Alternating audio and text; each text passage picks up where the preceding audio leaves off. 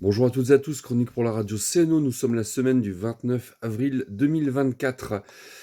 Avez-vous remarqué comme les lanceurs d'alerte, les journalistes, les politiques ou même les scientifiques qui exposent leurs constats, les découvertes et les résultats de leurs recherches sont perçus comme des marchands de mauvais augure, des catastrophistes, comme si dire la réalité des faits faisait de nous l'origine du problème de l'épanouissement des systèmes en équilibre qui composent la planète. De tous bords, une vindicte populaire est lancée. Le message est nuisible à une bonne santé mentale et donc nuisible à l'économie. On a perdu 80% des insectes, 30% des vertébrés. Le frêne aura disparu de nos forêts dans moins de 30 ans. Le Nord-Pas-de-Calais s'est déjà réchauffé, lui, de plus 1,47 degrés. On est en 2024 et pas en 2050, etc., etc. Je peux y passer la journée sur les constats. Nous sommes en train d'anéantir la vie sur Terre. C'est juste déjà acté, sans haine, mais d'une violence inouïe.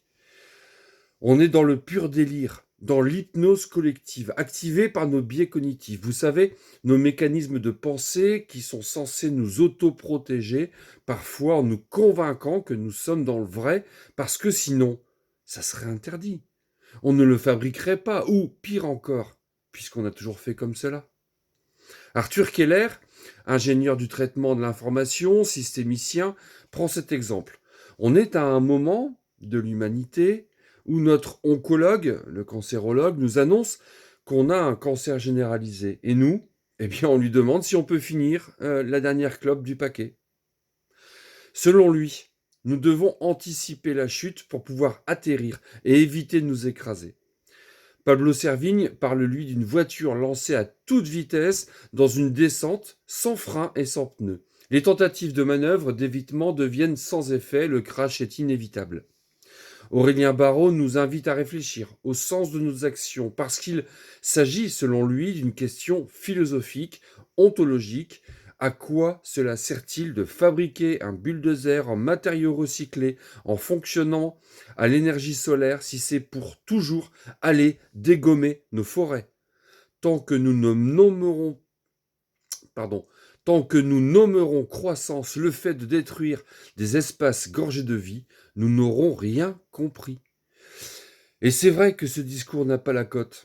Il est dénoncé comme anxiogène et tellement à contre-courant de notre capacité d'avoir. C'est vrai quoi, pourquoi se priver du dernier smartphone à 1500 balles? Les reconditionnés fonctionnent tellement bien. Pourquoi se priver d'aller au fast-food alors que tout le circuit alimentaire est dénoncé? Pourquoi une influe menteuse, comme dirait l'autre, qui vante un gloss bourré de perturbateurs endocriniens fait-elle autant d'argent avec ses mini-vidéos pendant que des ONG environnementales galèrent à boucler leur budget annuel? Violent comme discours? Oh, j'espère que vous n'êtes pas gênés quand même. On se connaît maintenant. Pourquoi des milliardaires possèdent toute la sphère des médias et pourquoi sommes-nous quelques dizaines de milliers à donner aux médias indépendants? Le rapport de force est vite fait. La puissance de persuasion par la récurrence, le matraquage jusqu'à l'étourdissement. Tous les jours, 15 000 signaux publicitaires face aux 3 ou 4 empêcheurs de tourner en rond à qui on dit attention, vous opposez économie et écologie. Vous êtes pour l'écologie punitive. Eh ben, si ça, c'est pas la provocation, est-ce que le message rapporte de l'argent ou des voix? On verra. De l'argent, en tout cas, non. Il autorise à penser qu'une société non destructrice de nos conditions d'habiter sur la Terre est possible. L'espoir n'est-il pas le plus formidable des carburants? Ces souffleurs de mots aujourd'hui peinent à subsister.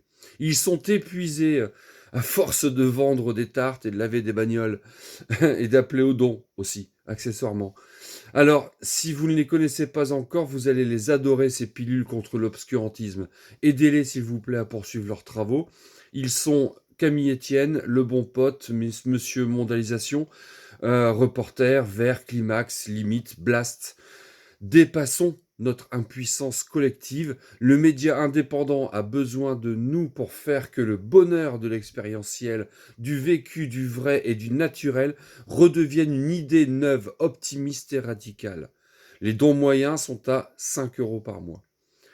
Merci à toutes et à tous. À très bientôt.